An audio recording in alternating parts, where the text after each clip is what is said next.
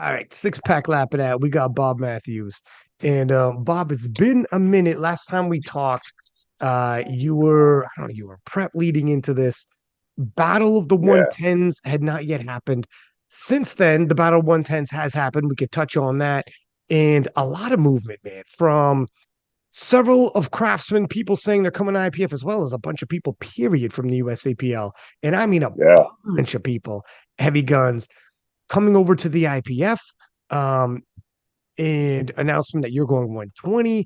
Of course, hmm this sparked some world champions from the IPF calling out yourself, teammate Ashton, Yeah. Nah. and chatter going on.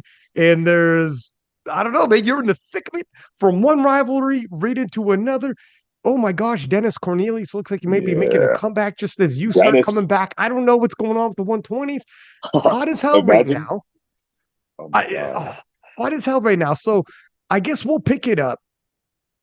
Let's talk about the battle of the 110s and then we'll move forward and where we're going. That So, the battle so of the what, 110s. what, so what was, how to go with the battle of the 110s? What were you anticipating? And you weighed in super duper light. Yeah. So of course I was anticipating to win. Um, those boys pushed me. They pushed me in prep, the meet, and it was a hell of a meet. Although I lost, I learned a lot from the meet, and I'm grateful to have those guys. They pushed me like who you can't ask for a better rivalry rivals than Keenan and Ash. So I learned a lot from them, and I took a lot from that. Um, I got a little screwed up on the day. It could have went better as far as the technicalities and just little things. But hey, anything can happen meet day. So, and I should be, prepared for that. No matter what, to be honest. So I take the L. I took it to the chin, and I'm happy about it. To be honest, very happy about it Why would you say you're happy about it? because after the meet, it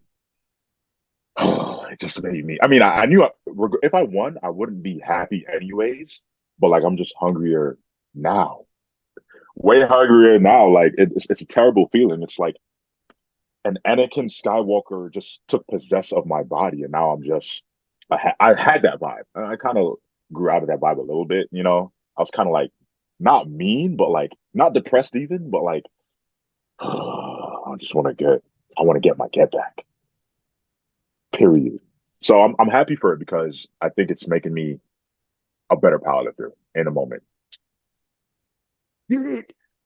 With that, and it happened, I was curious first off that the body weight was 105. And on the surface Yeah. level, even though you guys could have been 110 and all you guys were around Mhm. 105, just 105 and change. How did your body weight end up 105? Was that because just purely the way it went? Because you wanted it to be that Yeah. way? No. That how does that happen?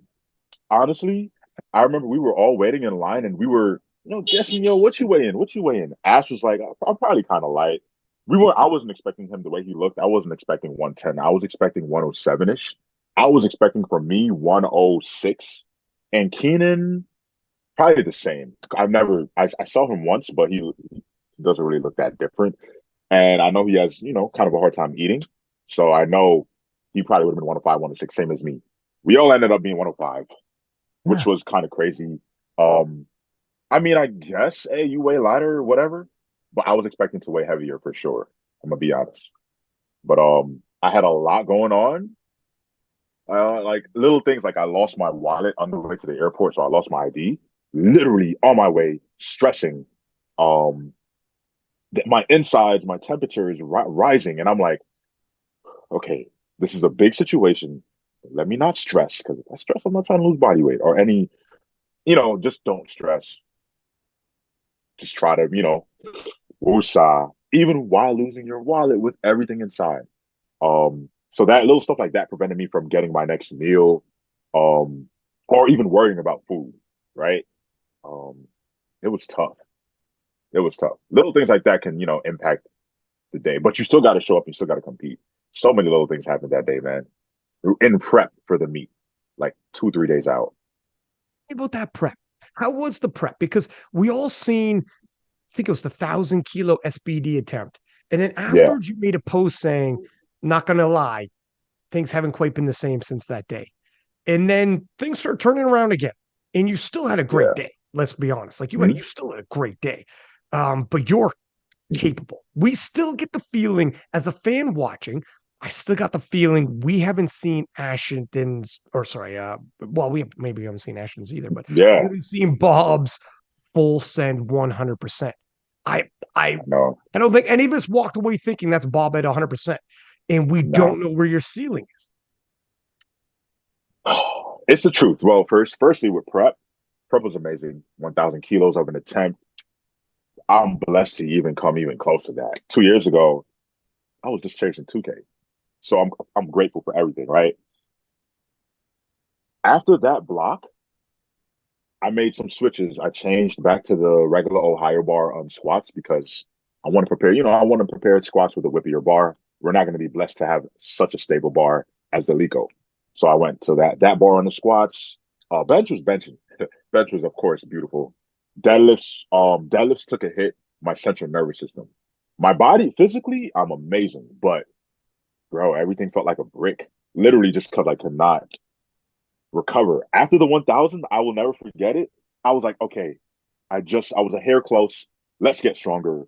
So in my mind, I'm pushing accessories, crazy. That just destroyed me. Um, Really my central nervous system because my body was physically nice. It was perfectly fine. But heavy squats, I just couldn't perform a heavy squat just because I wasn't recovered really.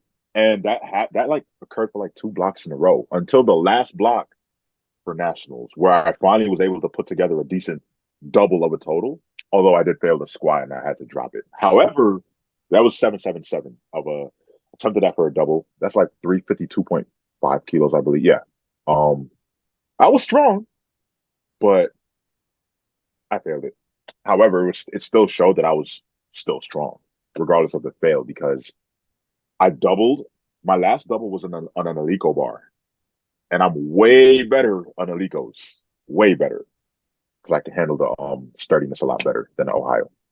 So yeah, prep was nice. Um, and you're right, we haven't seen 100% Bob. It's the truth. It's just the truth. Meet after meet after meet. Yeah, my total, either the total or the dots, something's increasing. Of course, that's the very least I could do. But we haven't seen 100% Bob. And whenever that comes, of course, I want that every meet. I'm striving for that. When that comes, that's a dangerous day for anybody, against anybody, because we've seen what 8 for 9 Bob could do, and 7 for 9, and even 6 for 9 Bob could do, right? Hmm. Not that I put that on a pedestal. I do not put that on a pedestal at all. Goes to win. You think, looking back, do you wish you hadn't attempted the 1,000 kilo SBD day? Do you think that might have fried you a little and backed you up? And do you think, like, if you would have said, I'm not going to try it in prep, I'm going to try it on meet day, even if you fell slightly short, where do you think you would have fell? I would never take those attempts ever. I would do that 2 times over.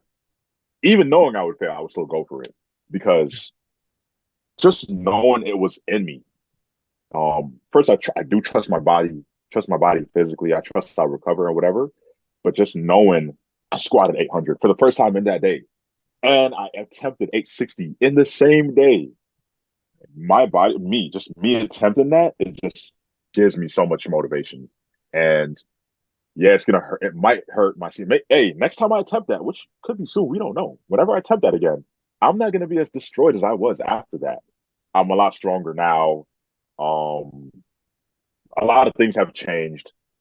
It's like ankle weights, or it's like a Zenkai boost from Dragon Ball Z, where you recover waist and you get way stronger, knowing what you've done in the past. So I definitely don't take that back at all. I loved that. I go back and watch that, like, damn, I loved it. Because now you know you're capable. Now you know it's there. You know, like I'm right knocking on that Absolutely. door. That now it's there. Hmm. How that you had Yeah. that battle with Ashton. Some would have thought possibly if you beat Ashton, move on. But if Ashton wins, you might be vying for a rematch with Ashton.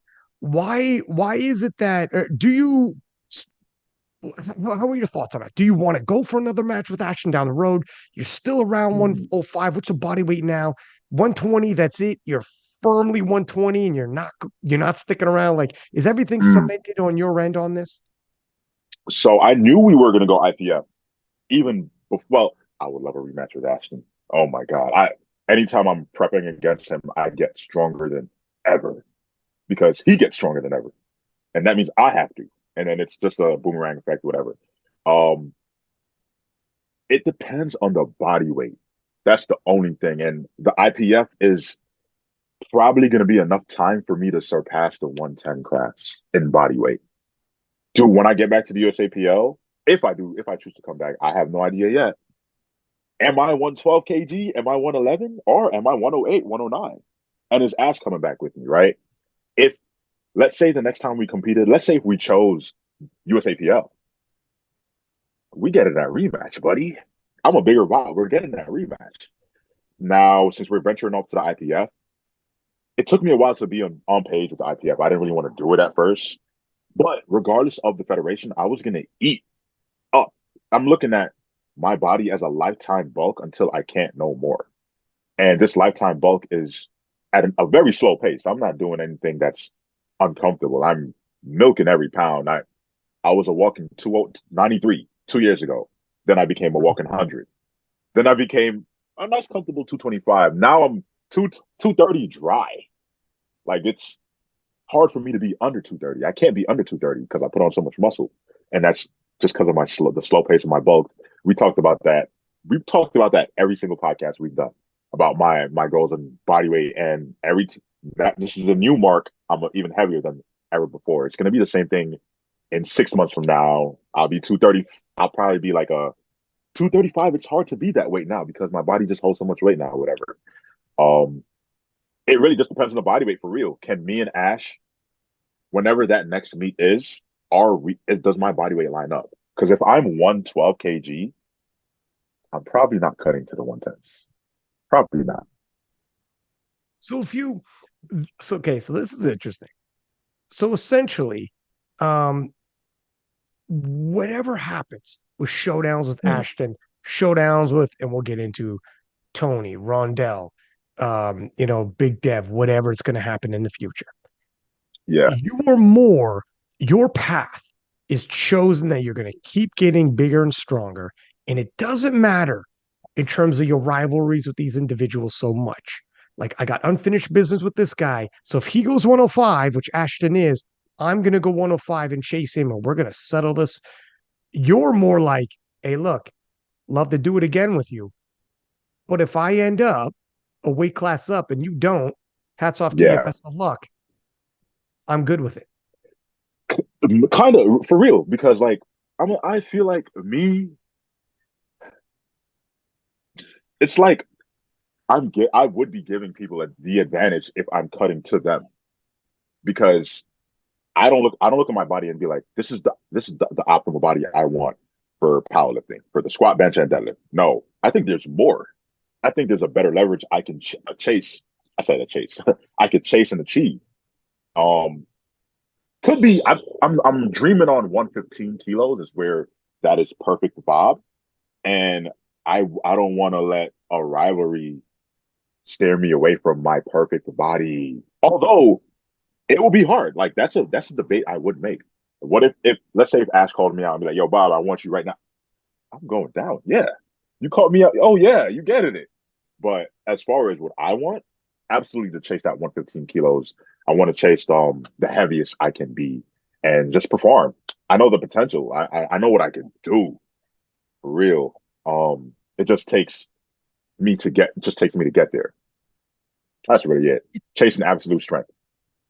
It's interesting because we've seen we've seen both happen. We've seen people chase rivals in showdowns, which is like interesting for people watching. You love rivals and showdowns. Mhm. And sometimes they get sidelined with their career. And then sometimes other people will not chase rivals and showdowns, but they're going to just chase what their own pathway, blaze their own trail.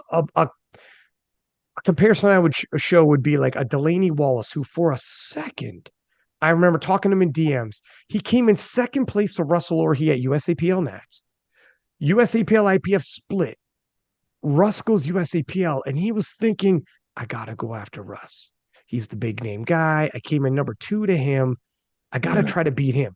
And then he thought on it for a little bit and he said, you know what though? But he always wanted to go this other pathway. It would the equivalent of him wanting a world title and doing all that is the equivalent of you wanting to be as big as possible and do all your pathway. It's just your own Mm-hmm. pathways you always wanted.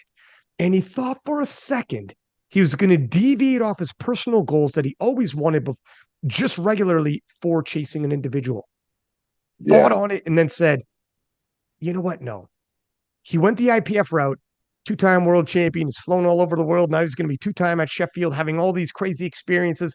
And it's if he went the other route towards Russ, USCPL, maybe none of that happened. He was on Eurosport, like crazy amount of views that happened on the Olympic channel. I don't know if you had seen like the IPF World's viewership has been crazy, especially on the Yeah. Olympic channel. It's like 400,000 views for the World Championships. Like it's blowing up on the global side. And he didn't know that was going to happen and how Sheffield was going to blow up before he took that path. But he stayed true to his personal goal. And Mm. then this just kind of unfolded. And he's like, oh my God, thank God I chose Nah, right. yeah. So I can kind of see what you mean when you're like, look at I got into this sport, maybe not to be a world champion. Maybe it was always just I want to be as big as possible, strong as possible. And I didn't get into the sport to beat Ashton Rouska. Right? Maybe you didn't even think about that at the time. Well, honestly, I never even thought about this goal. Shit, I've never thought about even this goal, really. Best believe if I looked like how I wanted to look at 105, I'm staying 105, 100%, 1,000,000%. But there's a lot more to chase, bigger numbers to chase. And that could passively come with titles. You never know. Could passively come with titles for real. So ultimately, I'm chasing the strongest Bob a Bob could find, pretty Hmm. much. And I think everything will come to me that whether it's dots. Remember when I used to be chasing the dots? Hey, I think my dots will be maximized just being the strongest I can ever be, to be honest. And same as the total, same as the chips, national the world titles or the national titles. Yeah, just be the strongest. How do you feel now that USCPL has essentially announced that they're going to move towards their own formula? IPF doesn't use dots, but some federations in like national feds in the IPF use dots. Sheffield is based off of percentages of world records you break. Untested uses dots a lot, but I remember when I first started, it was Wilks we use. The one thing that I've seen, I've been in powerlifting since 2008. Mm, Formulas are changing like crazy, and new ones come, old ones go, and the relevance of them, like right now, dots is hot, but in 3 years, USAPL is not going to use them, and IPF doesn't use it. And I don't know if dots will be like Wilks, the old Wilks that mm. nobody even knows what their Wilks is anymore. So then when relevancy changes and you look back and you start telling people yeah, I was chasing a Oh, formula no one uses, no, it were kilos will always be the same. And now that you've been in the game for a minute now, and you've seen some changes now. You've seen a couple formulas come and go. mm-hmm. USCPL has just recently announced they're going to have a new one and drop dots. Has that changed your idea for dots and made you more totals driven and titles driven, or what are your thoughts on all of it? Okay, so there was like a little brief period where I love the dots, pound for pound, but it's not the move for me. I my thoughts have changed on it so much because dots is like in a way you can. It's like a cheap win. It's like a cheap win. I'll be honest, because like for example, at the Arnold's, Ashton was the better lifter on the day. He made more attempts. He had the higher total. And what did I do to get that total? I literally just dried myself out. I just didn't eat the night before. I, that's cheap. Manipulate your body weight just to accommodate a formula. It's not really that to me. However, when you got people like Austin who's doing shit like what he just did, 614, or Rondell, who's doing a 600 dots at that body weight, that is insane. So it gives those performances that much more respect and honor. Even Jesus, like it's insane on what they did. But as far as me and how I feel about dots, it's like it's watered down. It's a cheap win. I don't really like it. And as far as the USAPL formula, uh, don't be too different from the other feds, man. That's too much because no one really knows what the points are. I'm not even going to be paying attention to it. So it's kind of Yeah. I mean, that's the you may it's true that with all the weight classes we have, we are searching for a pound for pound formula to equate pound for pound who's the best in the world. And dots and formulas give us that. Quick question before we double back on you, but who do you think is best in the world right now, pound for pound? the best. I think the best powerlifter in the world is Jesus, number one. And I think Austin is, you could put Austin at 1B or two, and then Rondell is third. Yeah. Yeah. Yeah. And yeah, I think that's legit. I don't even think you can argue that. Who, well, I would love to hear arguments against that. And I want to ask you about Rondell because I mean what he did. So you're going 120. This is Yeah. firm because you're going to be over 105. You're already over 105 and now you're eating more. Quick question. How much are you eating? Marcellus said on the podcast, but is it I how many calories? I am at 4.1K calories. Fun fact, this isn't the most calories I ate in prep for, oh, I keep saying in prep for Ash. In prep for nationals, I was eating 4.3K and I was like 235, 235, a nice 235. And then I dialed it back down after nationals, 4.1, because I don't need a rush the body weight gains at all. Right now, I'm 233 at the moment every morning. So, yeah, that's how much I was eating. I am eating right now, 4.1. Over 4,000 calories and you said diet it down. That's crazy. You eat a lot, man. I would love to eat that much. So you eat a ton of food. That's Mhm. quite a bit. It's it's not hard. It's not hard. It's not hard when I'm at home. When I'm traveling, because I don't like to eat out, that's the hard part. Mm, Because I still like to stick right. to my oats, brown rice, white rice, or whatever, salmon. I don't like eating out, so I'm not gonna cheat my way with fast food. But at home, it's easy because I could easily make a shake. My shakes, my shakes are like 3K. My shakes are like 3K. And now you just down it in like um this size, and I split it in like take a third of it every other hour. It's pretty easy. Yeah. I mean, bulking's a lot more fun than cutting. I'm gonna tell you that right now. Interesting. Getting up to 120 is gonna be a lot more fun than like if you try to diet down to a 93. So you're going 120. You're on the Sabato Boys podcast, Sabato Sessions. Yeah. What did you say that sparked the reaction from Tony Cliffe, IPF world champion? And what was your impression when Tony hops on social media, calls you Sideshow Mm. Bob, refers to you as like a 105 flunky or something, or failure or something, or rather? What was it that sparked this? So I love how on their podcast, I was asked, and I love it because it's a content. It's just chasing the content. Do you have a message for the 120s? And I was like, I mean, I don't really have a message, right? So I'm thinking to myself, like, do I have a message? Well, I mean, y'all just got to get stronger.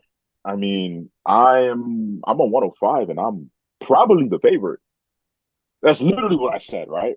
I'm probably the favorite, so y'all just got to do better because I'm not really that motivated. That's why also one of my story called it the IPF route. When I wasn't clear on the IPF, I'm like, this is kind of a mental vacation, and a lot of people were getting at me saying mental vacation. Um, and they don't know what I meant by that. What I meant by that was I just went neck and neck with Ashton. Do you know how much stress that is up here? That's a lot of mental stress, which is a good thing. It's you stress for me, but it's still a lot of stress. Now, after nationals, I'm thinking, all right, if I go 120, whatever, it's not, there's no Ash. That's less stress. So mental vacation. So they heard that. They heard me saying, y'all gotta step up because they actually have to step up. I'm if if Petrie, my guy's probably the same difference in body weight as the 120s, right? If Petrie was matching my total or doing more than me, I would be sick to my stomach. I would be so mad. Petrie are, and he's a god, right? Petrie's a beautiful lifter, but he's smaller than me by approximately 25 pounds. I'll be disappointed. I'll be freaking mad. So let's say if Petrie was in that position, I don't mean to put him in that position. I'm sure he would say the same thing. The 105s, y'all gotta. I'm out totaling y'all. Y'all gotta step up, man. Do your thing. I'm not really that motivated. Whatever. So that's pretty much me. That's what I said. Um, and I even called Tony a legend. I said Me Tony's a too. legend. Yeah, I called him a legend. He's a 120. His longevity, blah blah blah. And I was like, but yeah, going to the 120s, they got to step up because I'm a 105 and I'm probably the favorite. I don't know if I'm the favorite, but I'm probably. And then that was that. Like 2 days later, because they took time to post it. Out of nowhere, I see somebody sent me in my story. Shout out to him. Who he is. Are you gonna take this? And then it was early in the day. I was like, wow, he actually said that. I let it slide for the moment being because I'm like, why would I respond to this? I'm stronger and I'm going up to him. But then I took some time. The adrenaline took over, and I was like, yeah, he's getting a response. Fuck that. He's getting a response. There's no way. Um, and my response was I went on my story and I didn't bash him. I'm not gonna do that.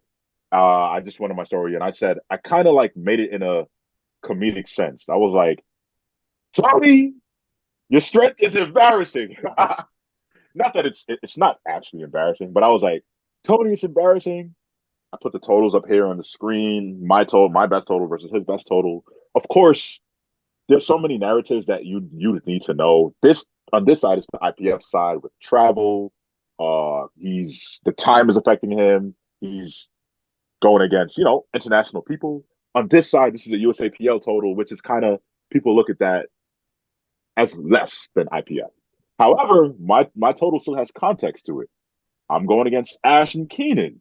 I'm gonna be honest. I'm very battle tested. I've been going against a Right. lot of dogs in my life. I went That's against fair. Ash like 3 times. Yeah.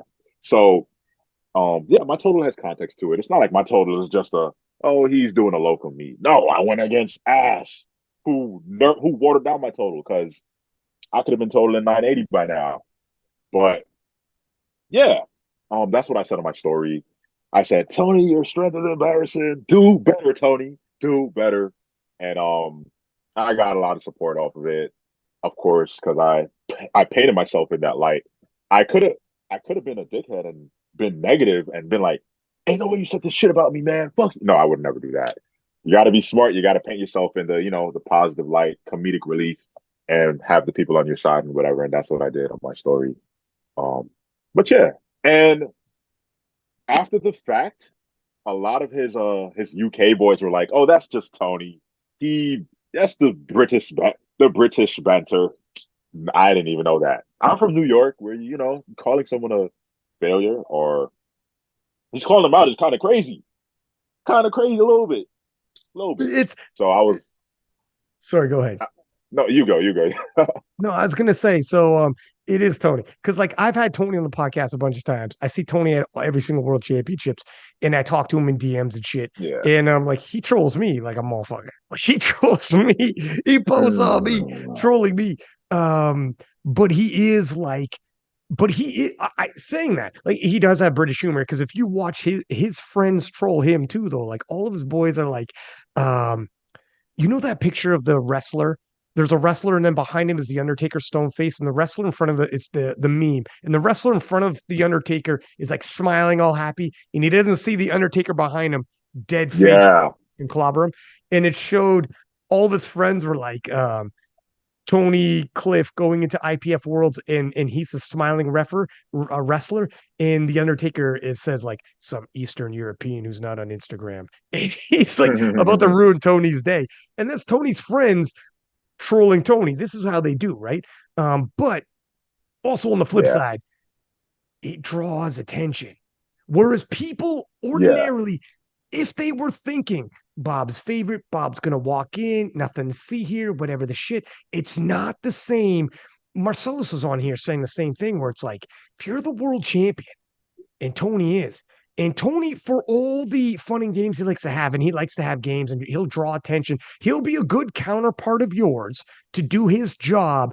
And we've talked about this before to bring notice. You're on a podcast, he's going to comment, he'll listen and comment. He's on a podcast, he'll be waiting to see if you got something to say, and he'll do his part to hype it, but he also is extremely motivated in powerlifting. Like he is like actually like all fun and games aside, the guy is a flipping competitor who's been doing it for like 20 years. So he Yeah, for really real, and to your point in terms of like international competition, he's been at worlds, he's done it all. He's won worlds, he's bombed at worlds, he's yeah. everything under the sun for 20 years, and he's like a gamer. So but he will look at everybody. Look, you guys are like 9 months out, and people are We're already working talking on about you and Tony.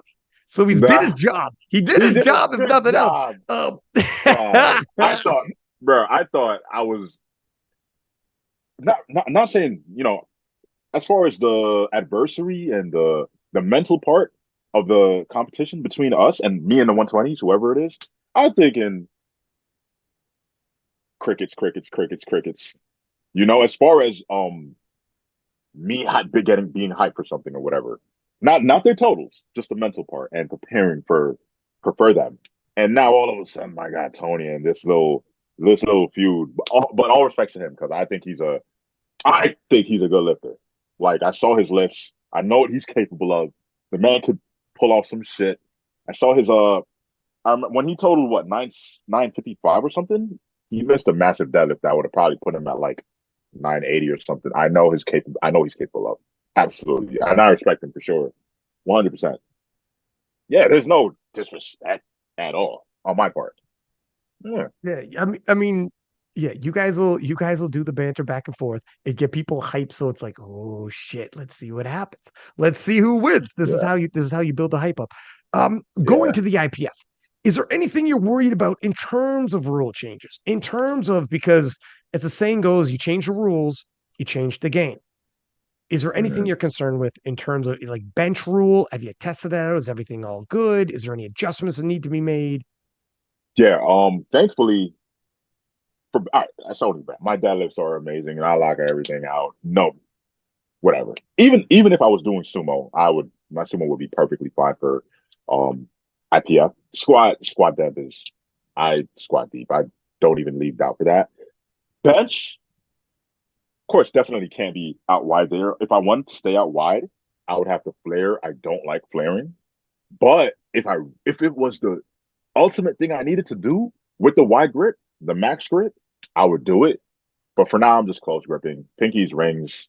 At first, I'm gonna be honest. Before Tony said anything, I was planning to just compete with my this part of my finger on the smooth. So literally benching like that, forearms parallel, damn near on the smooth. But now I gotta actually put up a trump card a little bit, like unlock a little trump card. So I'm under pinkies now, and I've benched. This is a bench, a grip I benched 500 with in prep for a little after the Virginia Pro 2021. I benched that in like February 2022. So I benched 500 with the grip. I know what the grip is capable of. It's not my max grip. I benched 540 with my max grip. I know Hmm. what that shit is strong as hell. But with the closer grip, I mean, it's cool. I know what to expect from it. And this is why I do accessories. It's like you don't know what's going to be tossed out. You don't know how you got to be prepared for anything. Hmm. So all the dips, all the row, everything I am prepared for.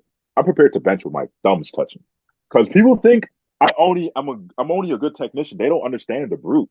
Like there's this one time, Marcellus, I did go off program this one time in Texas.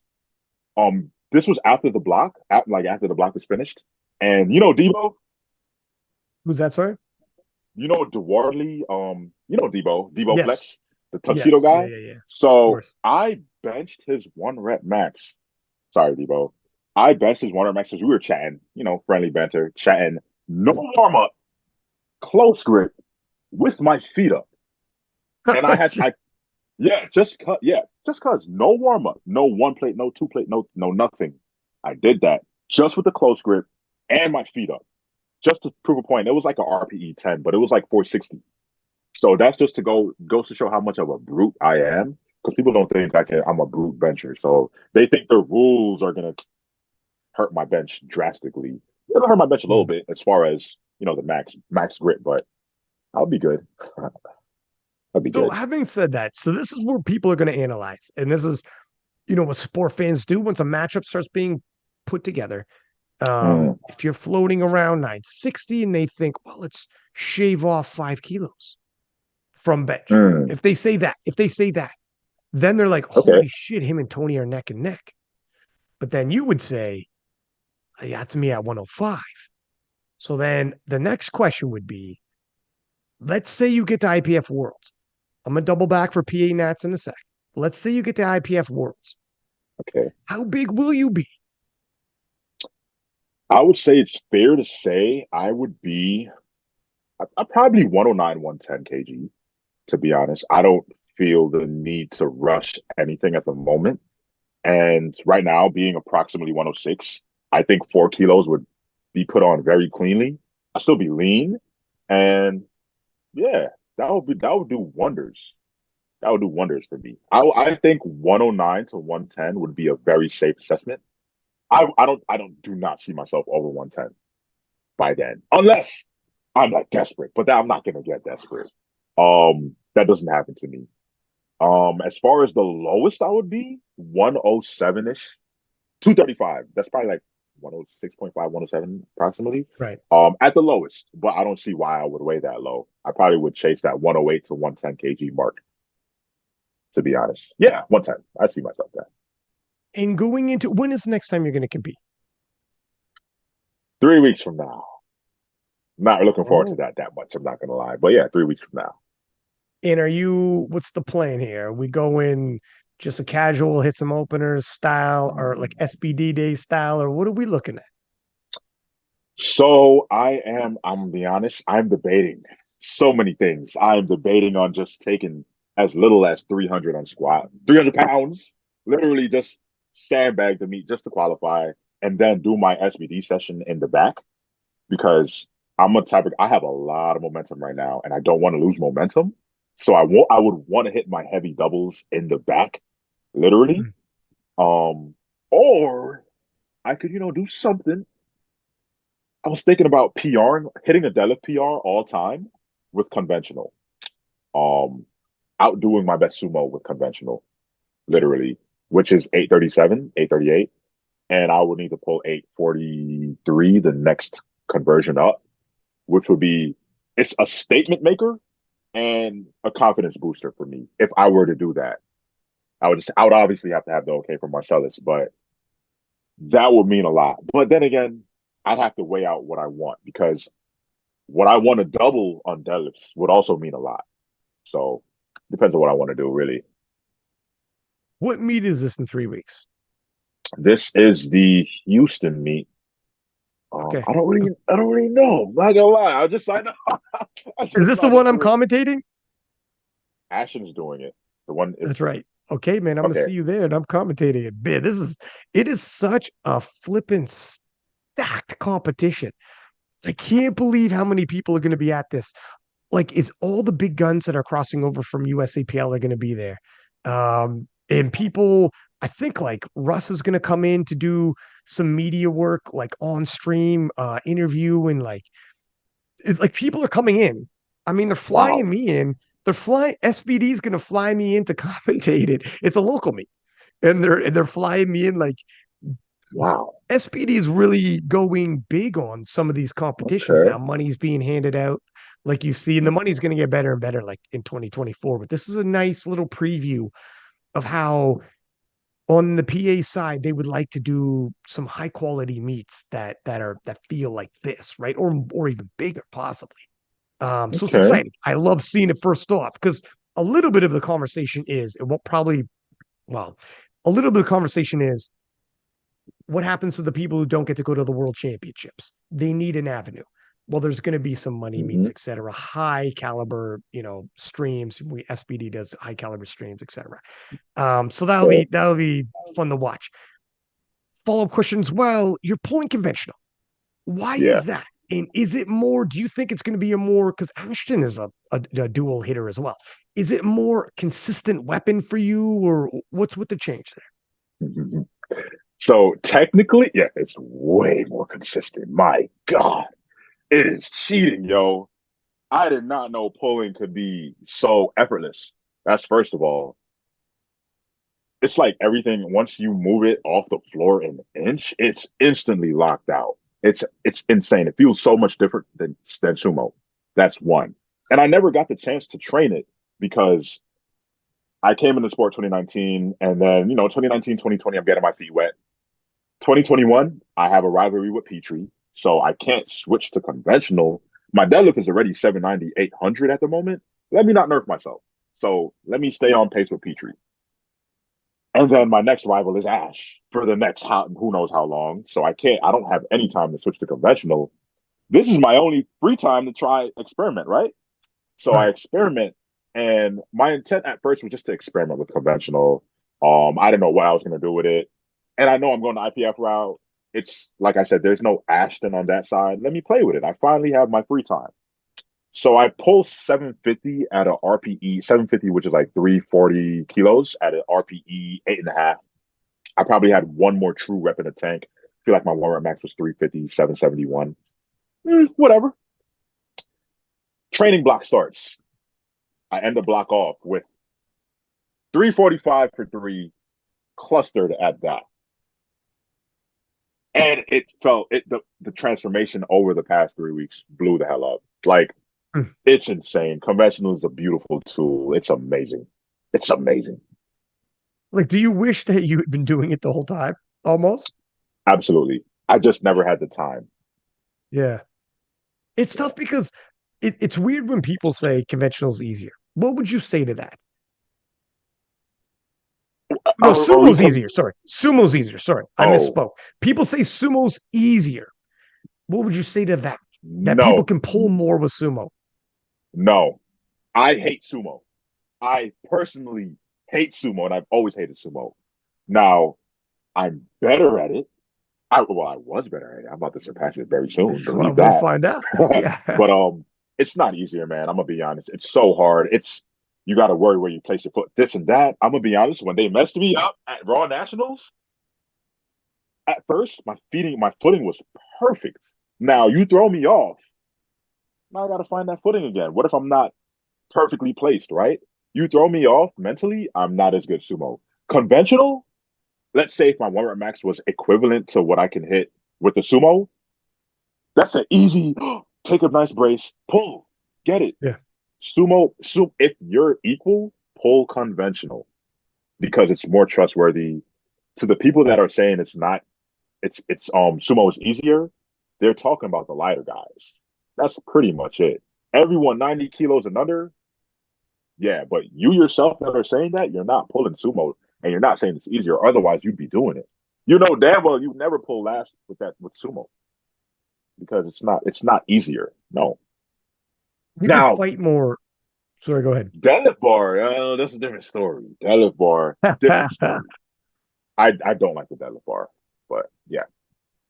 And you can fight more in the conventional stance. Like you just be, there's no like the speed wobbles almost never happen. Speed wobbles, if it comes too easy on sumo, you see people speed wobble like Nick Manners at Worlds opening lift hits a speed wobble. God damn, I got to retake my opener. Or if I don't retake my opener and go up in weight, what if I miss that to strength, miss the first ones? Even people teeter at the top because your legs are spread and you have tons of weight in your hands. Whereas if you're in a Yeah, normal standing position, you are your entire life in your entire day to day, a normal standing position, you're far more secure. So you can fight. You could fight yeah. if you have to fight. And the fight isn't going to bobble you forward, so there'll be the up down. That up Hmm. down, there's one rule I could change. I would love to take out the up down rule. But then I think you'll see more people go sumo. So then it's and if you don't like sumo, you probably should keep the up down rule in there to stop people Keep the from going rule. sumo. Keep the rule. Shit. If you gonna hold my bench, hold everything else. That's how I look at it. Oh, everything else. I'm with it. Right, Whatever. right, I'm right. done. But yeah, I'm loving conventional right now. It's looking beautiful for me. And how about national? So obviously, Big Dev won the 125s as a small 125. He can easily Hmm. make 120. And he's humming and hawing a little bit. He was on the podcast about going PA Nats. What's your expectation of PA Nats? Are you going to go all out relative to the Hey, space from Nats to Worlds? Does it make sense to go all out? Does it depend who shows up? What are your thoughts on PA Nats? if I'm pushed to go all out, I will. If it's just me and nobody, I'm not gonna go all out. It's no point. Um, I know, the potential that Big Dev can come there and what he's gonna do. I've heard the podcast. I've heard he's pacing himself as the massive underdog. I love to hear it. I really do. The Big Dev, if you're hearing this, I am not underestimating you one bit. You're, I love it. I am You looking at notice that, him. huh? Absolutely, I will never underestimate that guy. I don't care how much he paints me in that light as it's Bob. I'm gonna make him. No, I know the potential he has. In my eyes, that man is benching six right now.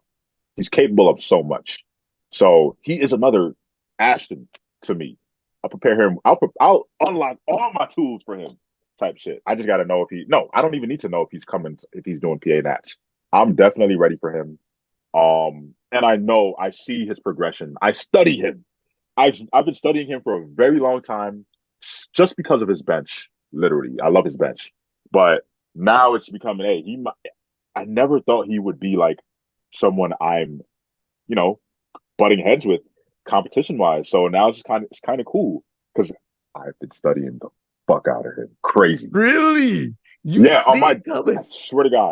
swear to God, it's crazy how much I studied him. Even before I knew he was, we probably would butt heads. So yeah, I know a lot about him. I know his squat. I know a lot about his knee. I know a lot about his bench, his deadlift, all that. His deadlift has a lot of potential, and I'm so ready for him. He's not the underdog in my eyes. We equal, buddy. We're equal. See, this is the thing. You're right. He for sure was painting himself as the underdog. But so it's almost like it was fresh for him to realize that he's going to be in these conversations. When I was asking him these questions, he's like, "Oh my god," and I'm like, "My friend, you're in the 950s. I mean, that could you got to go to the world championships to do it, but you were a world championship contender. You go against Bob, you're going to push Bob. Bob, he's going to have to like if Dev puts on 10 kilos onto his total or 12 kilos, he's in the 960s. So it forces you're going to have to hit some PRs. Obviously, you can, but you have to now instead of you Yeah, can if you don't want, now it's like, well, no, now I have to PR. That's a different feeling for lifters. I was trying to explain to Devin, like, dude, that's a competition. When someone shows up that day and is like, well, I got to fucking PR my lifts to win, it feels a little yeah. different. And I was like, Well, Devin, to be honest, we both have the same task. We both have the PR to win. yeah, Yeah, we have the same task. right. Um, yeah, pretty much that. So That's it's well said right there. That is well said right there to put it in perspective for Devin and mhm. anyone watching. Don't this is a good head to head. You know, I think sometimes, do you think sometimes people want, if a rivalry is coming, want to throw the pressure on the other guy too, because you're the bigger name, obviously. Yes, they want to do that. They want to do that so bad. And pressure doesn't get to me, man. It really doesn't. It's just my first meet. But yeah, they love doing that. They be like, "Yo, Bob, you can't lose to this guy." No, no, stop it. Stop. And I'm not relieving myself. I'm not relieving myself off pressure just by saying Dev is my equal, basically. No, Dev could seriously beat me, have me looking stupid. So no, absolutely not. I genuinely understand the man is a legit, he can beat me. So I was laughing when I was hearing how much he put me on the pedestal as far as Bob is so far away. No, Dev. And I acknowledge him. I acknowledge him. So yeah. Hopefully he hears this. And hopefully we see it happen in PA Nats. We'll see. I mean, battles are coming. And speaking of battles coming, so we saw Rondell at USAPL Nats. Now, Rondell is in a Hmm. very interesting situation. He went into great depths on it on the podcast he was on. And for anyone listening, politics had him out of the competition for 4 years for powerlifting period. Moves to the Mm. USAPL, and he's a guest lifter because he's not American. And he's a guest lifter purposely weighing under 120, which I liked. So that historically speaking, his total gets, if you're going to go into the database, it'll be filtered with all the 120s throughout Mm. history. 125 is a relatively new weight class since USAPL split, which is just 18 months, 2 years ago. That's a new weight class for Yeah. tested powerlifting. So he's like, no, put me against history as well as all the other lifters around the world. And he's Mm. trying, he's doing this purposely trying to be in the conversation with everyone else, to be respected like everyone else, to be like, I'm on par with everyone else around the world. Shows up, guest lifter, fine. And what did you think about his 1045 kilo performance? And is he getting enough love for that? Because he's a guest lifter, and I get it. He's not American. You're not going to win the American title. I get it. But Mm. it's not as, it's, what do you think? I don't think he's getting enough love for it. To be honest, that performance was crazy. 10. Oh, we even talked about it. I think it's like Jesus, yeah, all time total, whatever. And people probably categorize Rondell as the smaller version of what Jesus is doing. So it's on a smaller scale. And they and then if you're looking at the dots, they're looking at Austin way over Rondell as far as the dots. So Rondell being that 120 and doing what he's doing, amazing, just this whole freaking performance. They're like it's like the best of both worlds, but it's not the end of this spectrum or the end of this spectrum. So they water it down crazy. I'm being honest, I've seen some people not really put a lot of respect in his name. It was definitely one of my favorite performances. I think it's my favorite performance of all time, to be honest, because that's Oh, shit. 1045. Really? Wow. Yeah, Yeah. yeah, that's crazy. There's the squat grind, the bench. To be that good at all three lifts is crazy. Of course, Jesus and Austin is the same, right? As far as being that good at all three lifts, but it's just crazy. Maybe I don't even think it's because he's around my size. He's closer to my size. It's not that biased. It's just he's the first guy to total do over 600 dots at that weight. Hmm. Austin did 614 or 612 or whatever it was, but for Rondell to do for Rondell to match that dots, he'd have to do like a 1080, man. That's asking for a lot, to be Yeah. honest. And then Austin did that shit at like RPE 7. So like there is a little bit of bias towards the light lifters with the dots. And as far as the absolute load, super heavyweights, you're looking at Jesus. So Rondell definitely does. He's a little underrated as far as the recognition of his performance. I'll admit. It's like I did that podcast episode with Matt Get, like I had some legends on there to try to cover my bases. So I had Matt Gary, Eric Helms, Rory Lynch was on there, and we are doing the top 5 performances of all time. Mm. And Rondell's performance was an honorable mention, but top 5 all time period in the sport. You're going to have performances that are just circling the wagons, but not hopping in. And people like, why the fuck not that one? And then afterwards, I was saying like I could be talked into Rondell's performance making top 5, but I didn't have it in my top 5. And then afterwards, Oh. I know. But after, like, man, but you got to bump someone else out. And then afterwards, yeah, Rondell posted. He's like listening to that podcast. He had that funny meme or whatever. And I'm like, and I was talking to him DMs. I'm like, I can be talked into it. I can be talked into Rondell's 120 because let's put it this way. We all remember what Taylor Atwood did to the 74s in 2021 Okay. USCPL run-outs. Now Mm-hmm. we see what Perk did in 2023. Mm-hmm. Did Rondell do the same to the 120s as those gentlemen did to the 74s and 75s? Do you He think absolutely did. impact Yeah, he wise? absolutely did. He absolutely did. You gotta what? That was the third highest total drug tested ever.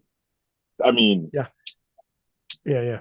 Yeah, he absolutely did. If there was a 145 class, if there was a 160 class, I'm pretty sure Rondell would be out totaling them, right? So yeah, Mm. Rondell did what Taylor Atwood and Austin just did. You could even argue that potentially, no, I would say it's on that level. He absolutely did that. Yeah. And what do you think? Why do you think Rondell isn't getting quite? Because on the podcast, he talked about it. He's in a tough spot.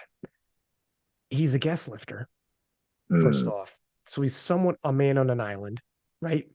Um, what do you think he has to do to earn the more adulation?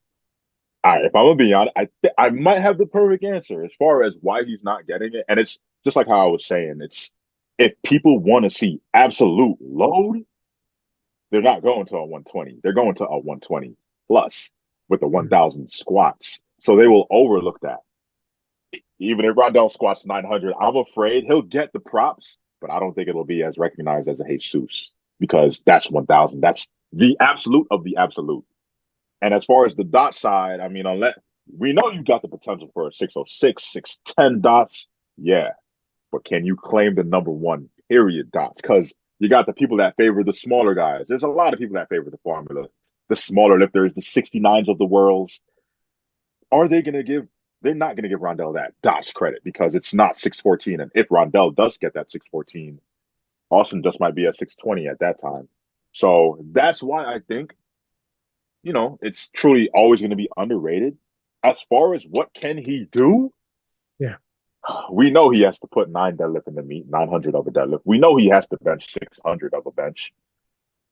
Oh, the squat is so hard. I'm gonna be honest. I don't know. It's got to be a 400 kilo squat and above, 900 squat. It has to be something that can rival a Jesus. But it's just he's in that awkward weight class where it's like you're not Jesus doing a 1,000, so you're not going to get as much recognition. So it's tough. I feel like it's you got the small people, the Austins of the world, you got the middles, the Bobs and the Ashtons, and even the Petries, the 90s going here, and then you got the heavies. And then Right. Rondell is right in that awkward situation. It's a tweener. It's like a freaking it's like the tadpole and then the frog. But do we acknowledge the stage in between? Yeah, it's you're right. I think there was a lot said to if you're getting super big, you're getting compared to Jesus and Mm-hmm. unfairly getting paired. It's freaking Jesus. That's a tough Yeah. comparison. And then when you go So to formulas, whether it's dots, now the rest of the world, keep in mind, doesn't really use dots as much. But mm, even the other formulas aren't going to favor a 120. I don't know a single formula you can use that'll favor a 120. wow. So I think you're right. He's stuck. He's stuck where it's like, if you want to use formulas, not super duper helping me. If you want to use absolute strength, I'm going to Mm-hmm. impress you. But if I'm too big, you might just start looking past me to Jesus. So you were mentioning some numbers. Yeah. And I was thinking, if he's going the IPF route and he's I don't know if you had seen, so the IPF Worlds has got like on the IPF stream original, it's about 5 times the viewership of USAP on that. But then on the Olympic channel, it's like it can get up to 100,000 views on the Olympic YouTube, and then on Mm. Eurosport millions. So it's and then Sheffield, whatever. So it's crazy big, crazy big exposure happens globally when you go the IPF route. Do you think Mm. Rondell goes the IPF route? Oh, by the way, Bobb Matthews is waiting for him. Oh, by the Nah. way, Tony Cliffe is waiting for him. Oh, Dennis Cornelius has come out of retirement. He just squatted 830 that you saw in that video. Now we all of a sudden, this 120s, it's starting to get a little spicy. Now Bob or now he's meeting you, but he's clashing at worlds, potential world titles, Sheffield, etc. Mhm. Do you think this remedies it? How do you think the 120s look in the future? How's this Are going to we happen? just talk? Are we just talking about the weight class recognition, or are we talking about all time performance recognition? Because if you're still comparing it to Good something like question. an Austin, yeah, it depends. 120 recognition, absolutely, you're gonna get that. Like me, Ash, and Keenan, how we are all recognized as, those guys. That was a battle, one of the best battles I've ever seen. Yeah, Rondell is going to be a part of that if that ever happens, and it's he's going to be recognized as GOAT 120. Yeah, but if you're comparing it to the Jesus and the Austin performance, I don't know. That's Maybe it that's up in depends. the It air for me. depends. Yeah, Depends it what he does. depends. It Hmm. there'll be put it this way. There'll be a lot of eyeballs though. I think like when people tune in, USAPL streams were not having as much views as they should, and then he's a guest lifter, so it's like it. I got an answer. I got an answer. All he Oh, has to do is out deadlift Jesus. That's it. If he out deadlifts Jesus, that's your recognition right there. Literally. that would be huge at Worlds with everyone with the world watching. Yeah. Yeah. Literally. Yeah, if you start out lifting the 120s, the guys above you start out lifting at least Yeah. in one of them, maybe in two. I don't know where his bench could Hmm. be. Start. You're not going to squat with his squats, but start taking Right. some of this ground back. And Yeah. now, having said that though, can you stop him? Can you take that from him? You're going Mm. 120. You're going 120, Bob. This is crazy Yeah. to me because you're 105 kilo, 107. You're the equivalent of David and Goliath, giant slayer. It's going to be wild. Now you'll have a year go around first before he shows up, but he's coming. Mm. I'm pretty sure he's coming. I'm going to let him announce whatever the shit, Oh, but yeah. it looks like he's going to come that route. If he does, now you will have a year to gain weight, do all your thing, do everything you want to do, and get as Mm. big as possible. Let's say the timeline is a year out, not this world's the next one. Will you be ready for this man? That's an interesting question. I don't think the odds are in my favor ever to beat him at 120. And I mean, I'm the biggest competitor. Best believe that. But I'm also a realist. I'm real as hell. I don't think I could beat him at 120. He's too gifted at the class. My goal in the 120s is to chase absolute strength. I want to bench six. If benching six can beat Rondell, hey, I guess he's gonna get beat. I want to pull 400. I want to even rival 410. If deadlifting that is gonna beat him, hey, so be it. Those are my all-time goals, though. And if I hit that, I'm a W in my book. But as far as beating Rondell, that class was made for basically the Rondell. So me saying this is not surrendering or taking an L. Absolutely not. I want to beat the guy, of course, but I'm also real. That guy is a special guy in that class. Me, I believe I'm special in the 240, 250 range. If there was a class that was like a 250, like 250 on the dot, that is my world. No one's taking that from me. It just so happens I'm moving into Rondell's world. And I might have to accept that I might never be able to beat him, yo. When we clash, because I plan, if he's doing USAPL, I'm going to him. If he's doing IPF, I'm staying. If we clash, I'm staying. And that makes me stronger. When I have that direct competition, like I did with Ash, it makes me a way better powerlifter. But yeah, hey, to the fans out there, don't think I'm surrendering or taking an L, but it's just that man is a really special guy in that class. That's insane of a guy. And hey, I'll be coming with everything I got. Yeah. Best Yeah. believe that. Like Devin, where it's like, look at man, if the other guy's the favorite, you got to make him earn his PRs, Hmm. make him, he can't miss, he can't walk in there. You got to make him earn it. You got to make him Yeah, take it from you. You absolutely. can't lay down for nobody. It's so, you very much are driven on your own personal, I want to be the biggest, strongest version of me. And it doesn't, Yeah, nothing else matters. Even if yeah. someone said to you, like, would you ever, is there a point where you could see yourself hitting the biggest, strongest version of yourself and being like, thing is, so every year you stay as big as possible, you keep hitting PRs. Like, is there a point where you might return back to 105? Ash is still there, Um, clash with Ash, go for Sheffield big money. If I don't know, is money a factor for you? Like, what are the factors for you? Like, do you care about the money because there's big money Nah. being tossed around, or not big money, but there is money. I shouldn't say big, but like, it's not gonna Um, change your life.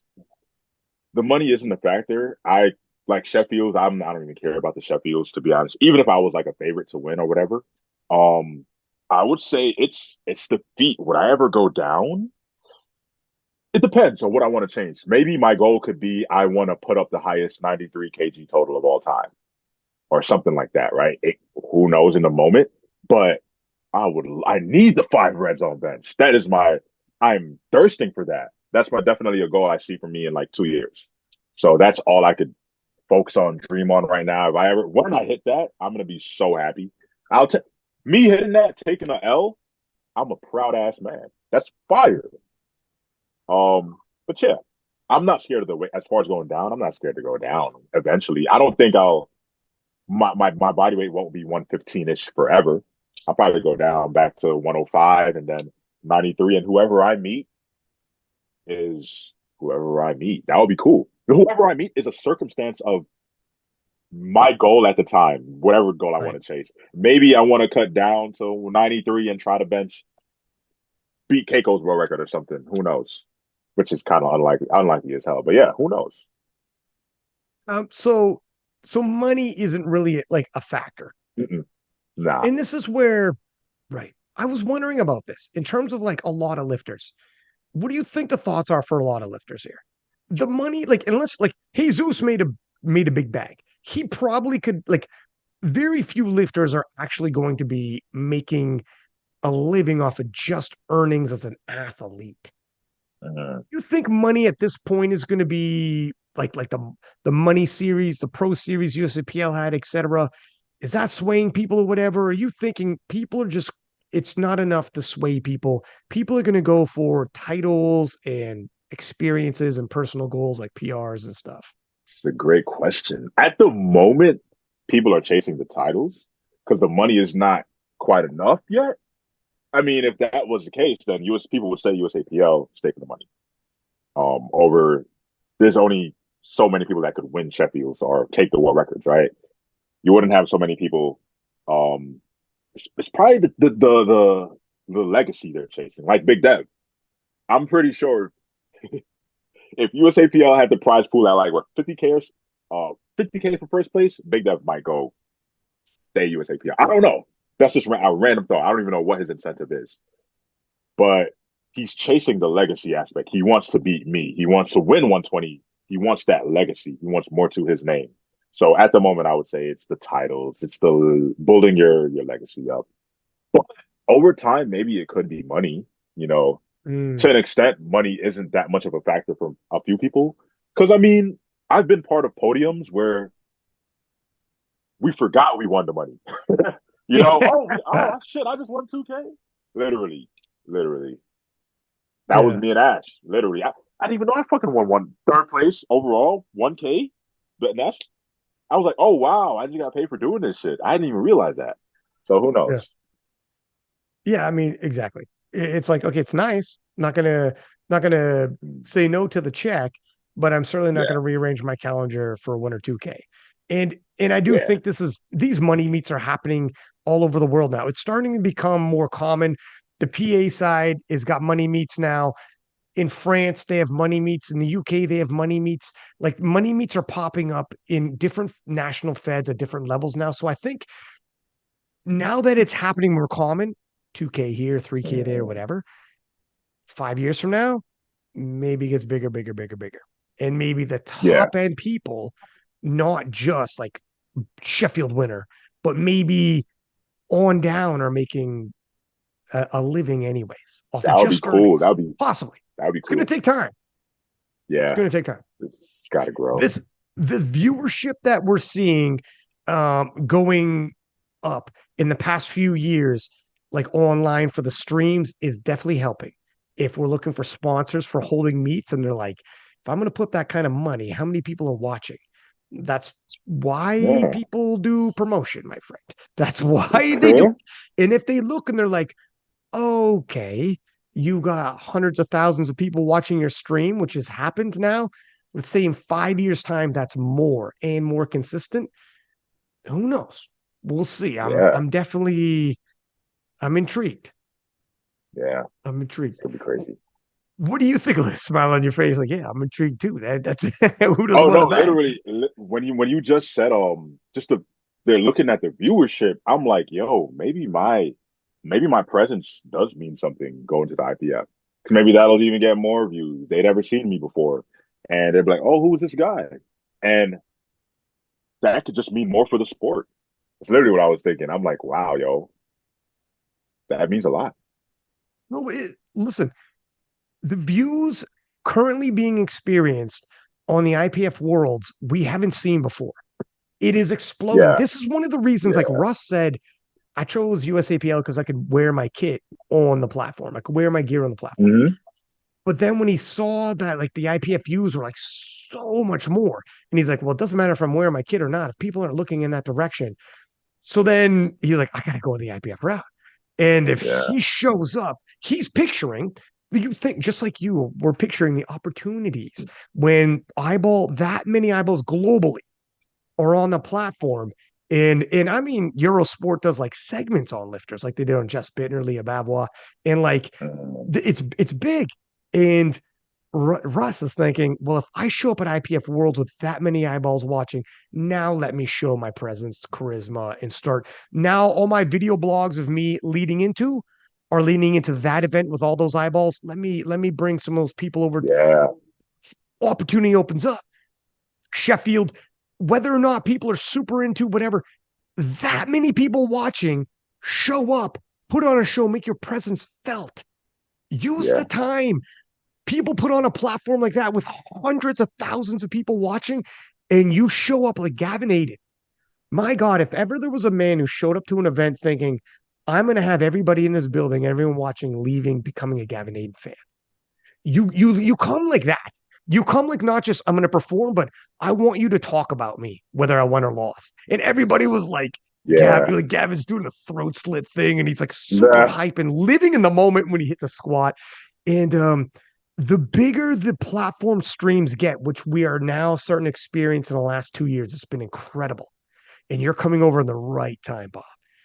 Yes, sir. okay. In terms of your presence for PA Nats, Worlds, or whatever, it'll help them, but it also opens the door for you to be like, let me freaking show people. Look at Penna with the content he put up exploded. He's getting Russell Orhe numbers now when he won Worlds because he was ready with his own videographer Sheesh, to tell his story. You show up sheesh. ready with your own videographer and team. You're like, let's go, gentlemen and ladies, whoever's on your team. My Mhm. dude, it's an amazing opportunity for you. And then doors, I know you coach, all the Mhm. opportunities that open up after that.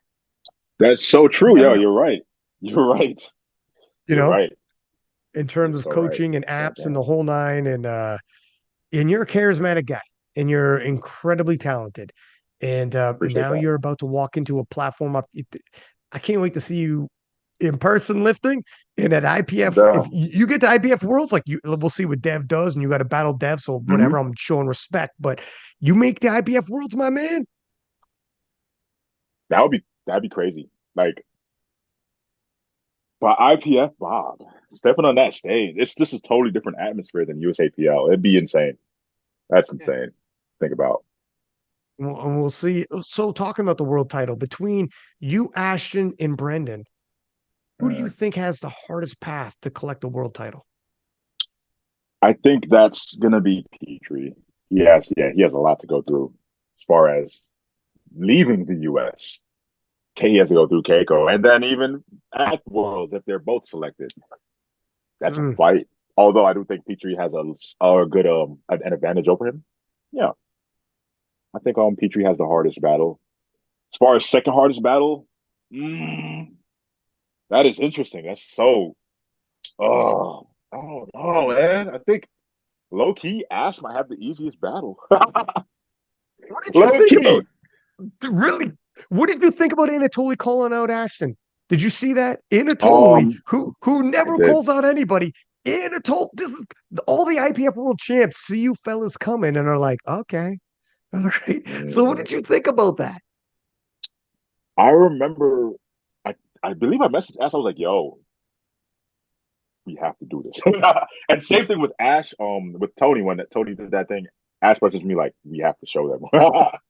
It's funny, but I love that Anatolii did that. Um, it's just gonna fire him up. I think it was kind of a little not a mistake. Ashton, he's fired up regardless, but she's gonna make Anatolii work. That's all I gotta say. He's gonna make Anatolii work. Absolutely, Anatolii has to put on 30 kilos or get 30 kilos stronger, or you're losing. Literally. So he has to get stronger. Where Ash is already at, strength wise, we know what Ash could do. I mean, we know what he could do. We've seen it. Anatolii has to best that to beat him. So it's going to be a lot of work for Anatolii. Let's see if he could get stronger and he could pull up some crazy strength gains because it is possible. It's not. It's not. I know I say he has the easy. He might have the easiest route, but that's still Anatolii. You know. He's proven it. What do you think gives Anatoly the confidence? Anatoly was saying things like probably the same things that you've heard for yourself, where they're saying, "Let's see with international travel." Now, Ashton came on the podcast was like, "Excuse me, sir, I flew to South Korea, which is the other side of the world. I've battled Keenan over there." But then Anatoly was Ooh. obviously saying as well, there is the IPF standard, it's strict, etc. And the hoopla that goes all around the IPF. When you show up at Worlds, it feels different. But Ashton's been around, you've been around, you guys have been in big. What do you think it is? Or do you think what Marcellus said? Now, here's an option that Marcellus said that I think might be. Marcellus is like, look, Tony, Anatolii, the world champions. These these fellas are coming. What are you gonna do? You gonna back down or are you gonna Literally, they fucking head have on? nothing to lose. Exactly. It's that. They have nothing to lose. I'm gonna be honest. What gives Anatoly the confidence is hope. If we were to break down who is at the strongest lifter doesn't always win. We know that. But That's who's true. actually stronger?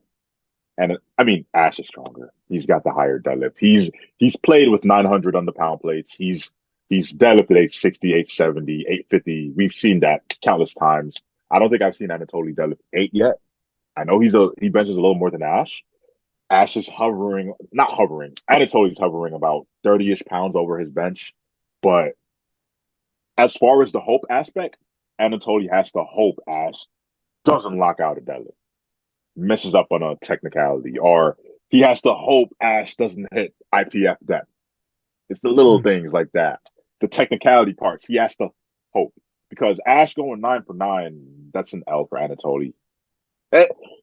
I know we like to put people and we like to create this storyline, but we know who's stronger. It's just, can he do it? Can he show it? So in my opinion, it's hope for Anatoly. And not even disrespect. Ash is just the stronger guy by a good margin. By a good Yeah. margin. Do you feel, and Marcellus also talked about this, this is an opportunity for craftsmen on the global scale, whereas historically previously it was more on the USAPL side and in America people seeing it. Do you feel a sense of pride about this? Do you think this might change some narrative with you, Petrie, Ash coming over? I mean, you guys got work to do, obviously, but Mm-hmm. you got all three of you have to be in the discussion for a world title. What would that mean? Do you feel a sense of pride in that? And weigh that Yeah. for me if you can against the pride of representing USA. Is there, Wow. yeah, That's a that it wasn't great going to be that question. easy a question. Wow. Yeah. So, I mean, as far as all right, let me answer the does it weigh more? Because that was a great question. It does weigh more. I mean, it does weigh more. I mean, U.S. We got a lot of Americans that could go out and just do their thing. Mikey could go and take the 105 spot and just do his thing. Or we got a lot of Americans, but I didn't do it for America. I did it for craft. We assembled and we wanted to paint the podium craft because that'd be nice. Like it leaves no doubt that we meant business.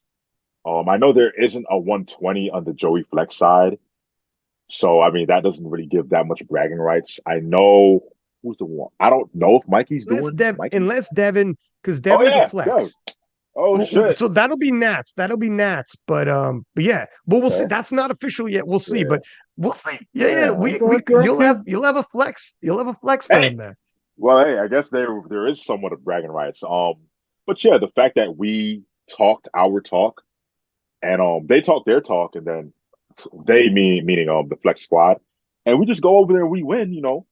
Petrie, if Petrie beats Keiko, that's kind of the biggest battle, to be honest, because that's your best 93, and he's a god at that. Keiko, our best 93, head to head clash, boom, Petrie takes over. That's a direct one up over Flex Squad. And then Ash doing his thing. I don't know if there's a direct, maybe Mikey, I don't know if he's doing PA or anything, but yeah, it's just we did our thing and we're not to be messed with. It does way more than representing USA because, like I said, USA has a lot of people that could represent. I don't have, I didn't even step foot yet. I could retract my IPF competition and US is still going to dominate. Respectfully, I think US will still do good. You know, yeah. I mean, if it's not me, it's Big Dev. So US is doing. The US is in great hands. It's for the craft.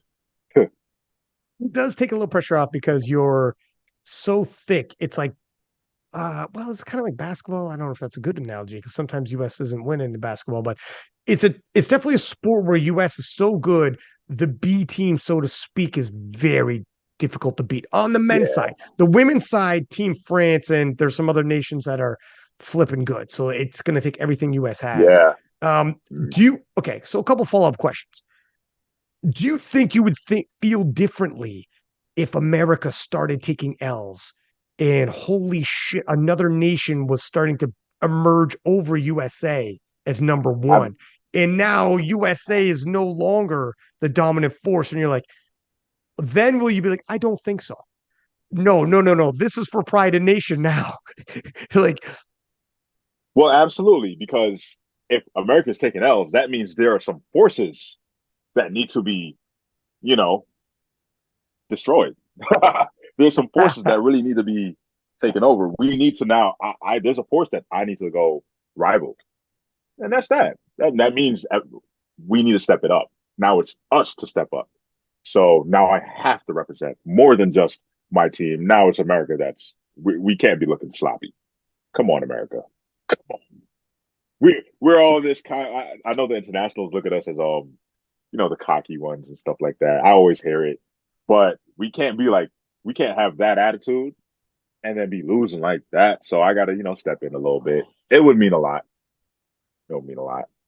it'll be interesting. Like, the sport has, and you've been around for a hot minute now.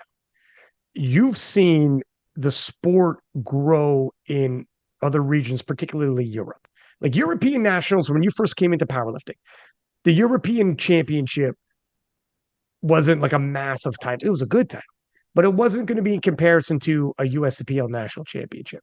Now they have world champions on men's and women's side who are showing up at European championships, and it's like, okay, they're the best in the world. The rest of Mm-hmm. the world is starting to catch up now. Do you feel that? Do you feel like the globalization of the sport is starting to happen now? Do you think it's a trend that's going to continue? Um, what do you, if yes, what would you attribute that to? Because obviously the popularity seems globally to be growing due to, if you look at the numbers again, streaming wise, is it just the fishnet is casting greater and Yeah, grabbing more talent globally? I I've seen a lot of the GB people, the Britons. They're coming up. A lot of Yeah. them, all ages, all ages. So, and I'm acknowledging that the rest of the world is catching up, indeed, and it's a good thing. The sport is growing. I That's the cause of that is literally Sheffield's. It's it's the performances we're having. What Austin just did, that's attracting new viewers to the sport. This small guy just did that. Wow, maybe I have potential in whatever I want to do. And Jesus doing what he did, 1,000 pounds, man. I want to get strong like that. And even Rondell, everybody. And just just an effect of the sport becoming bigger and bigger and the competitions. So yeah, these international people are watching us Americans, and they're like, "Yo, we got to catch up." So they're catching up, legit, and they're going to catch up. It's not going to be America on top every single time. No, it's going to be tough. I know. I see a lot of international people, a lot, all weight classes, man and woman. It's just not the way dynasties work in sports. It doesn't happen like that forever. It's always going Yeah, to be battles. It's always going to be battles. And to your point with GB, like Nanzo, though he's what is he, 18? Just turned 18 from yeah, Great Britain, and he's hitting like I mean, I think he's pulling into the 800s.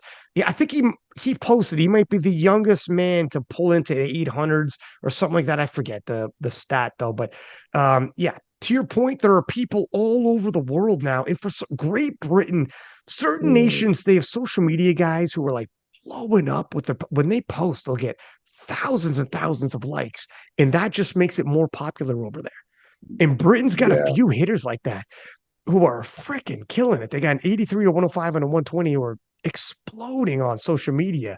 And yeah, their following is blowing up. So then other GB people who follow them are like, I'm getting involved in powerlifting. yup. And It then is insane. of course, Sheffield being in Britain, it's people just can show up, watch the show, leave, and be like, oh my God, I'm coming back for more. Hmm. Over the past year, it's just been so much GB in my face. Yo, what the, what? Every. Of course, it's crazy. Is that the next nation to explode, you think, is GB for the men's side at least? Yeah, it's happening right now for sure. Yeah, absolutely, absolutely, man. I don't. It's not even close. Absolutely. As And the far as the funny thing, men's, yeah, yeah. they're scary. And the thing is too, you were going against like Papa GB with Tony Cliffe. Papa GB, He is literally, Papa he's GB. like patriarch over there when it comes to the British Fed. He's been around forever. Just Wow. symbolism wise, if you got to push back Britain, you got to get by Tony. This is going to be, it'll be an interesting little rivalry, my friend. I like how Yeah. it's spicing up. I also want to ask you about, so for you, is it a big deal? Like, is Flex the other team that you guys got to beat? Are they the ones on top on the global scene that you're like, okay, let's try to go title for title? Because you had mentioned trying to gather titles and comparing yourself to the Flex Hmm. squad. So yeah, I did listen to Russ's recent podcast, and he had a good point.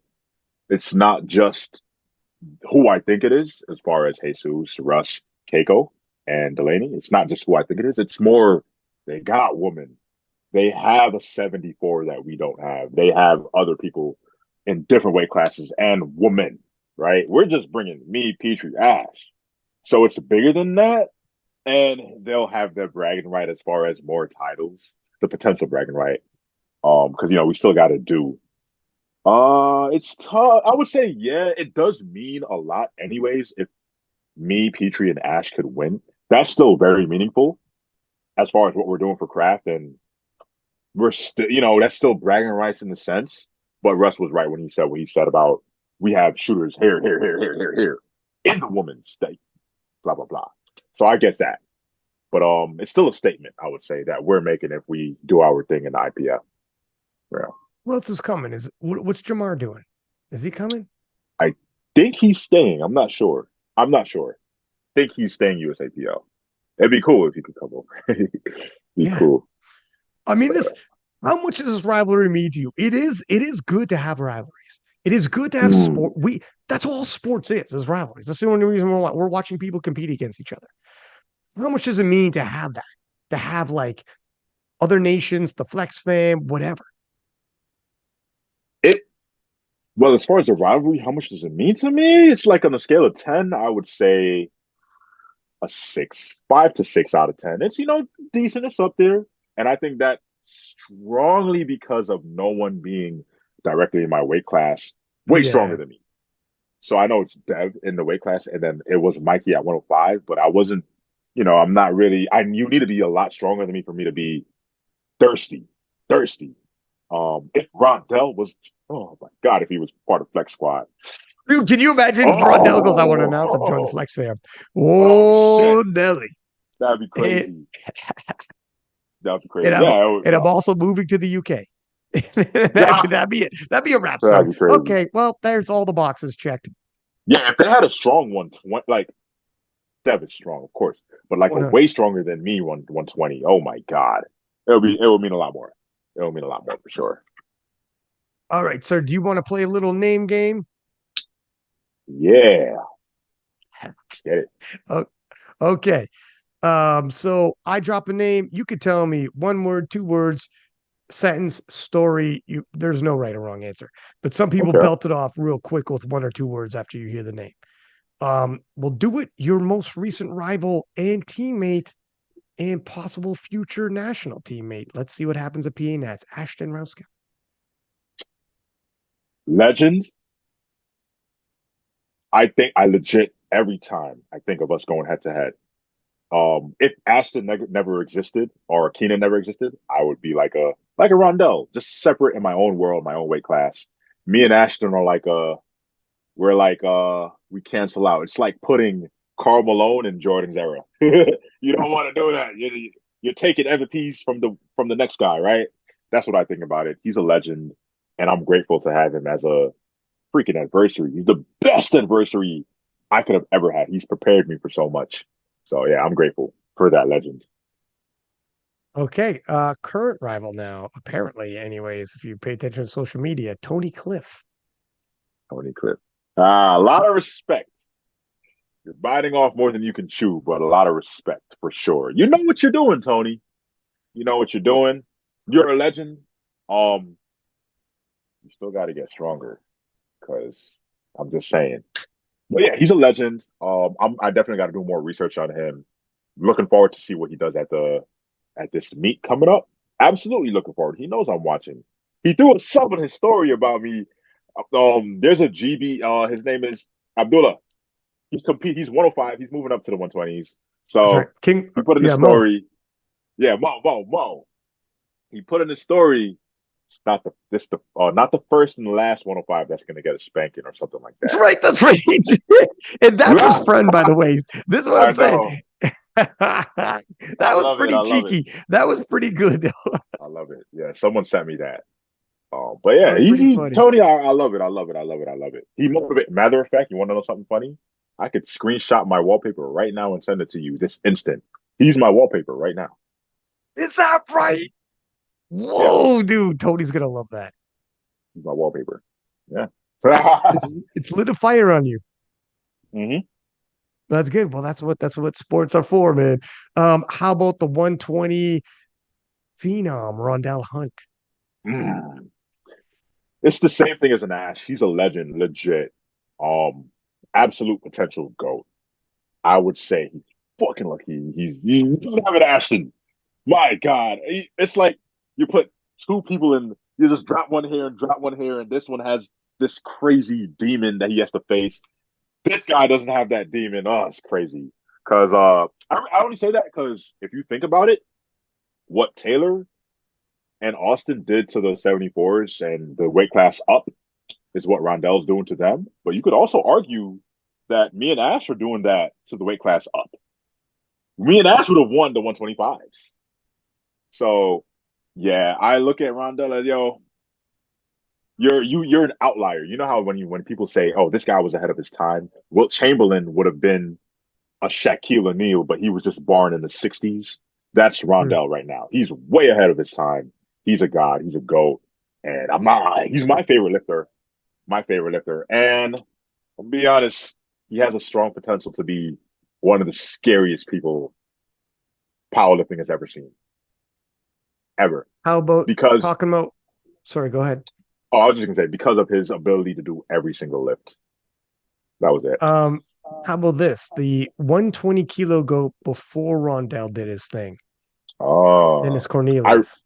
I really mess with him. I remember he left a comment on my page that motivated me. I think it was on like some heavy double I did or triple.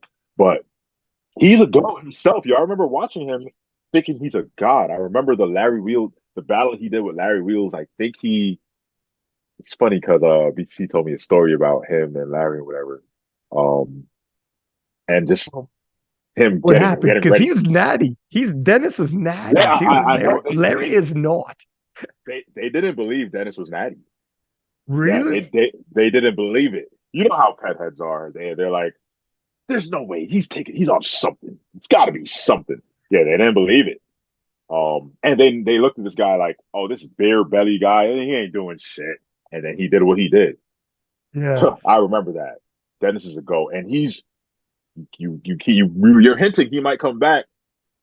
He's a guy that would like made me like increase the temperature of my body. Now that's a guy that's gonna make me kind of like, oh wow, yeah, He's totaled 1,000 kilos at 275 pounds. He totaled 1,000. Like he's to your point. Now he's 40, but so is Tony. So it doesn't mean he can't anymore. But he's around uh, Tony's age. But he comes back. Like you got a legend on your hands. It would be so good. You would be fighting a legend. It would be yeah. so good stream. Everyone's got to watch. But well, I'm gonna slide in his DMs because Dennis is and I love that Hmm. those fellas studies on PDs now. He's just country boy strong. He's just Oh, one I of those know. dudes, but he's built I different. see the joints. I see the knee joint. It's crazy. It's like I a see it. mechanical device, man. It's not even a Yeah, knee joint. It's like a mechanical yeah, device. It's crazy. Another thing I forgot to ask you earlier, we were just talking about Rondell, but Rondell made a statement on the podcast that got a lot of traction, and I clipped it. Rondell said, because he had this weird rivalry with Taylor Atwood, and he said, if I was not gone from 2018 to 2022, if I wasn't gone, yeah. I would have rewrote history and people wouldn't have talked about Taylor like they did because I would have been there. And instead of Taylor, because Taylor was so far ahead, but he's saying I would have racked up all those world titles. I would have done all this and that in terms of being so far ahead of my weight class, just like he was ahead of his. That instead Yeah. of Taylor having no peer, he would have had me. And at the very least, he's like, he thinks it would have been him. I could see that. I could legit see it.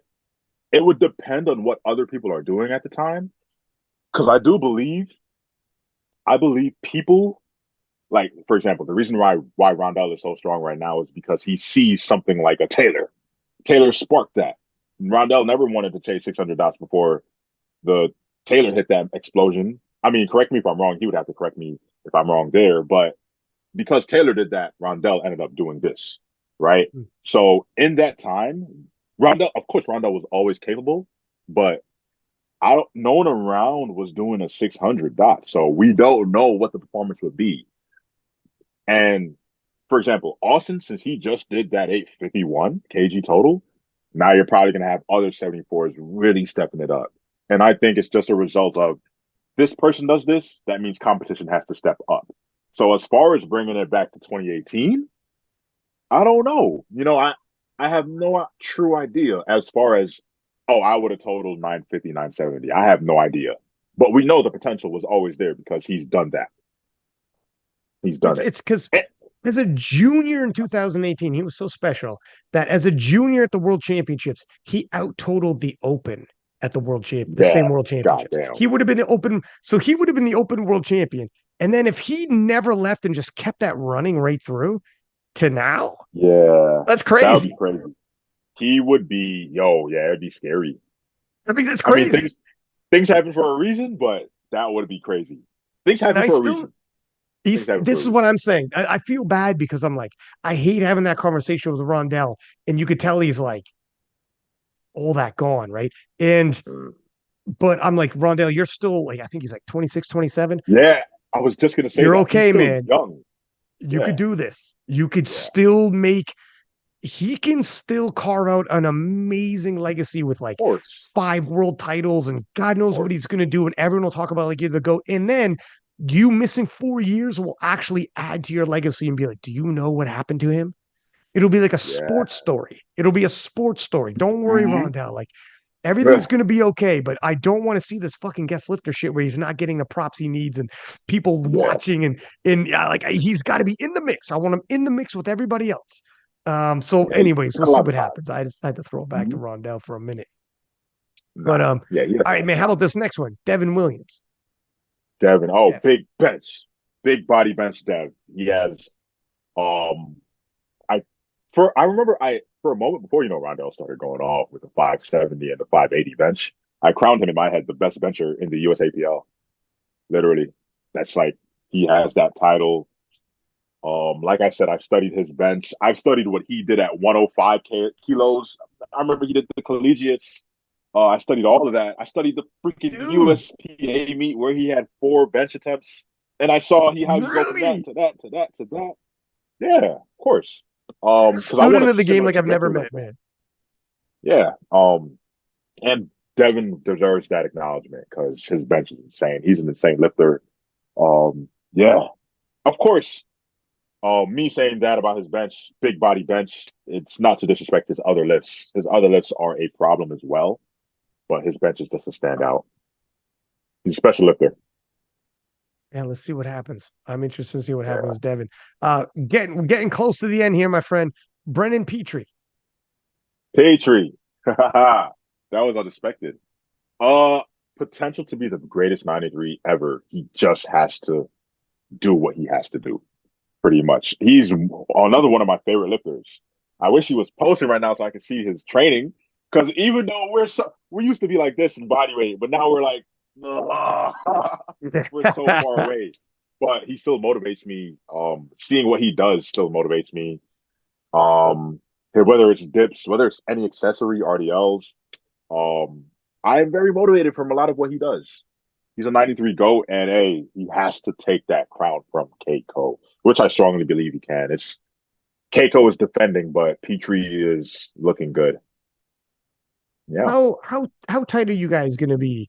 You, Ashton Petrie, when you roll into like PA Nats, IPF Worlds, like how much does it mean? Like, are you guys with each other if someone's got a cut? Are you guys like helping each other in terms of like the days before you guys hanging out and it gives you a sense of strength being around each other? Is it like that? Or do some of you guys kind of like lone wolf style, do your own thing? How are you guys? That was a great question.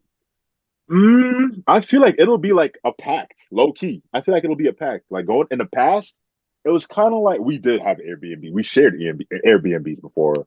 Though Ashton kind of always did his own thing, and then we just see him meet there, and we're like, "Yay, let's go!" As far as now, IPF route, we'll probably be even closer. To be honest, we'll be even closer because there isn't a dot com. We're not going against each other. Shit. Do the 105s and 120s in the IPF compete on the same day? We'll see when the schedule comes out. Maybe sometimes, hmm. I think usually the 120s and 125 or Oh, 120 pluses compete. yeah. It's separate. Yeah. We just might be more of a pack and we could They actually might be watch each helping other. you in the warm up room. Yeah. That would be interesting. That'd be crazy. But yeah, that'd be dope. That'd be dope. It'll also bring you you'll it'll be it'll bring you together in different ways as well when you're on the same Hmm. nation and you all got USA across the chest and now you're Hmm. walking in like that together. You'll feel Yeah. different about it when you're on the same nation Hmm. because then you need national team points to win and you're like if an upset happens, you're like, oh shit, we took an L in the 74s. Oh shit, we took an L where? And you start Yeah. hearing this. So by the time you lift, other Americans will be like, come on, Bob. Like, it turns into that. The best thing about it is we all went head to head twice. Well, yeah, twice, legit twice. Both Virginia, well, one Virginia Pro and then the Arnolds. Um, and we can feed off of each other in the sense that, well, me and Ash we went head to head like 5 times.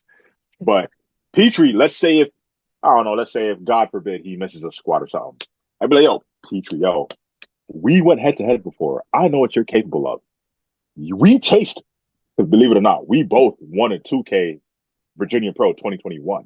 So you've been chasing that since 2021. I know you have it. Just do it. Beat Keiko. So a little conversation could spark up like that.